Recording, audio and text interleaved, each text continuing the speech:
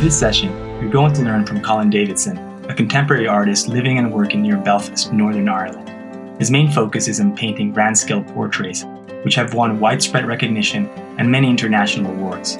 Davidson's portrait sitters have ranged from Brad Pitt to Sir Kenneth Branagh, and has been invited to portrait world leaders such as President Bill Clinton or Her Majesty Queen Elizabeth II.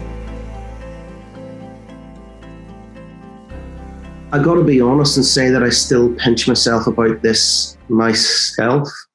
It's not something that I can apply a formula to and say, this is how it worked, or if I were to do it all over again, here's how I would make this work. It's not like that, but I'll attempt to give you a bit of an overview as to where it all came from. Firstly, I've always painted portraits since school and since art school, where you're either painting or drawing the human form.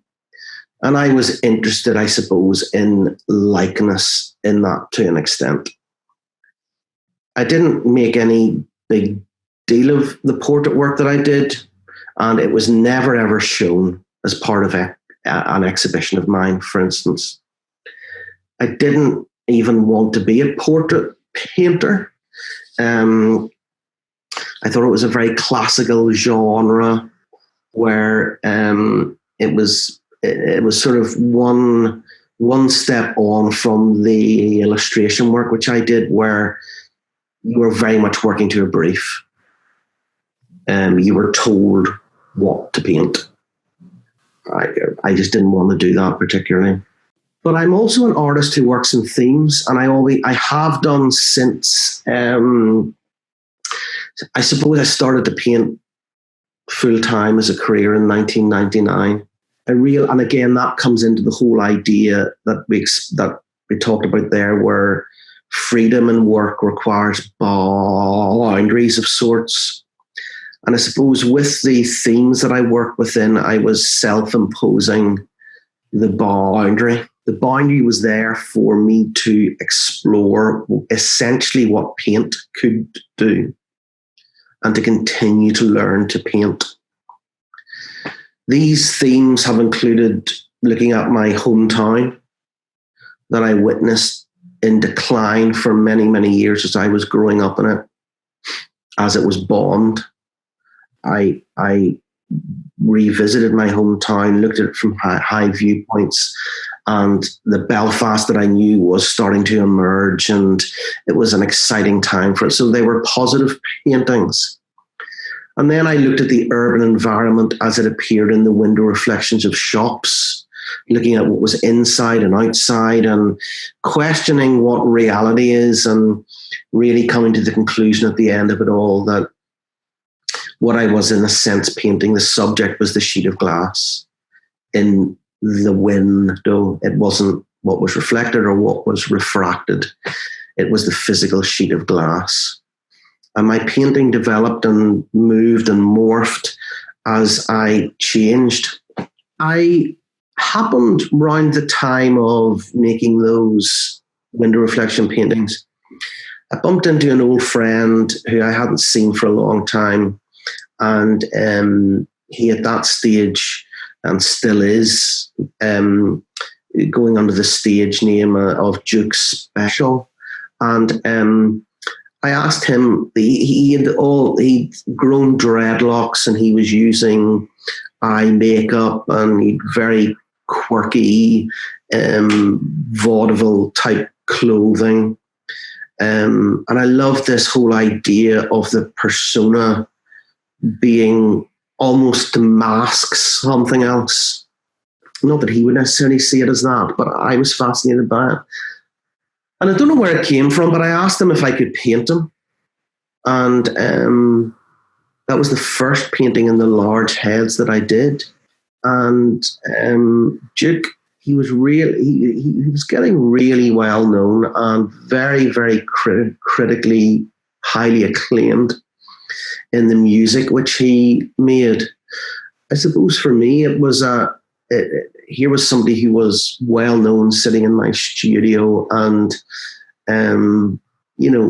I was nervous and he was as well, but there was something about the interaction that turned what was meant to be a one-off painting into the start of a new theme. I automatically lifted a canvas that I had stretched for one of the window reflection paintings and started to paint him that size. It wasn't pre-designed, or I'd never been a fan of Chuck Close's huge canvases of heads. I'd always found it very unnecessary to make paintings at that scale. But whenever I was painting Duke, it seemed I needed to make him that size. And in the process, what I found was the image of the human face could become something else at a different scale. There were elements of landscape, elements of seascape, elements of abstraction, elements of everything that I'd learned about paint could come into the reworking of the human face at that scale. The eyes I instinctively treated in the way that I treated the glass in the window reflections of shops. They had quite a blended look at the start, and that was the way I painted the window reflections. People have looked into that since and gone, you painted it that way because eyes are the windows to the soul. That wasn't in my mind at all, I have to say. I was interested in making a painting that looked good. And then from then on, I got more attention for that one painting of Duke special than I did for anything I'd done before.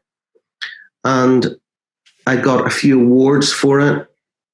Duke introduced me to the Oscar-winning musician Glenn Hansard. And Glenn used that on the front cover of an album.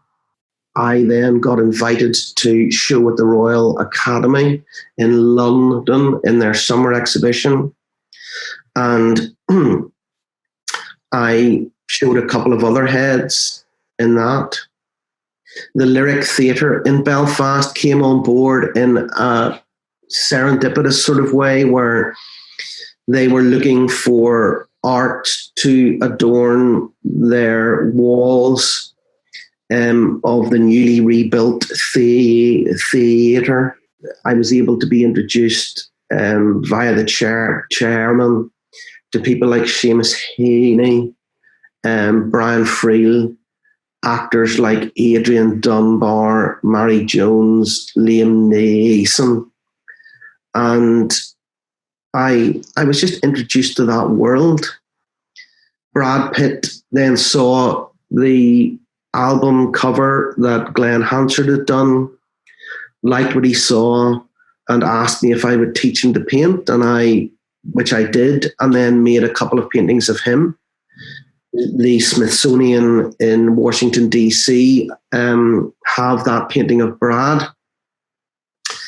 I suppose then the art department of Time magazine in New York saw that painting of Brad and asked me if I would paint the German Chancellor for what was to be the front cover of Time. And then I had a meeting in Belfast, an arts event where there was a very famous handshake between the Queen and the Deputy First Minister here, who had characteristically been at polar opposites politically. And at the arts event, my paintings were used because it was the Lyric Theatre.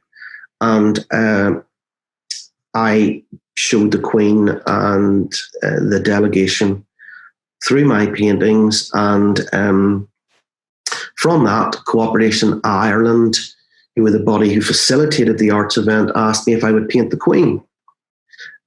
So there's this wonderful little thread running through everything. And of course, all of the other names that I can think of as well, there's threads running through those as well. But I would also say that's been critically important for me is to not to need to have a commercial agenda for doing anything. None of the portraits have had a commercial agenda at all. Many of them have eventually sold. The Ulster Museum acquired my painting of Seamus Heaney. The National Portrait Gallery in London bought the painting of Ed Sheeran. But they weren't ever done with the primary reason to sell them. They were done because this person was introduced to me through one of those wonderful threads, and I was invited to paint them. And so one of the big things in my life is to not to, or one of the big bits of advice I would have whenever I'm speaking about my work is to not to be put off or not to even see it as necessary at the start, that what you do needs to have a commercial agenda to it. That can be the most the work that doesn't have the commercial agenda can be the work that is most me. It can be the work that leads me in the most exciting directions, and it can be the work which opens doors in ways which you never thought were possible. Whenever you think of a commercial agenda, you often confine what you do. You confine your practice, and you then start to paint for an audience. With my portraits, I was aware I was painting for an audience, yes, but not in a commercial sense. But I'm painting for me. And as I've said, I found with making the paintings of the heads a way to bring everything that I learned about painting to one particular piece, if that makes sense.